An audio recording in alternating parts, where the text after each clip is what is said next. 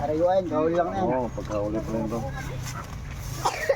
Yung mga nanay, wala mga nanay.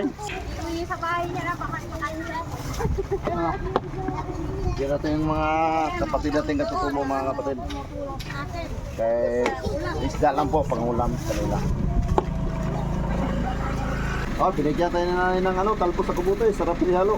Yan po kapatid nyo dyan. Hindi ako nakapagpuso. Ito na, dagdagan mo na yung nanay. Dito sa timba niya. Marami-rami na po ay. Pagkaya pa isa. Sila Nini.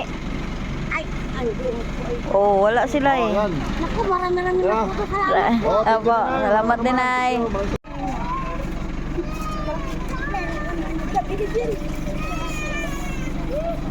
Yan, paksiw talaga to, tsaka pagsabaw. Bigay ni nanay. Oh.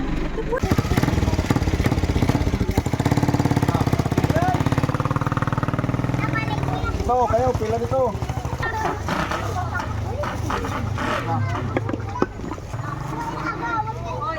Nanay, nanay.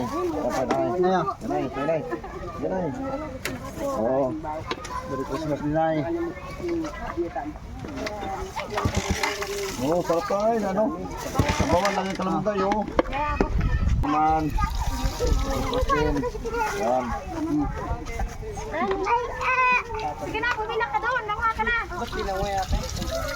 Ayan, nay. Nanay pa rin, bigyan mo pa rin. Naman. Christmas din. Yan. Sige na, bumila ka doon. Nakuha ka na. Ayan, nay.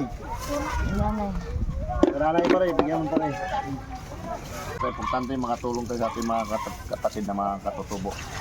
Parang talaga ang layunin ni Andres Vlog at saka yung Ultimate Post ni Sam Charity Vlogger na mayroon ko. Ayan, oo.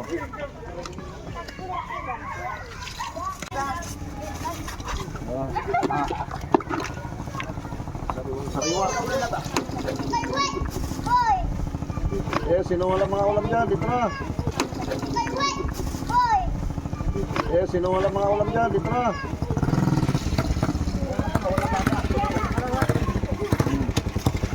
Pila. Ayan. Okay.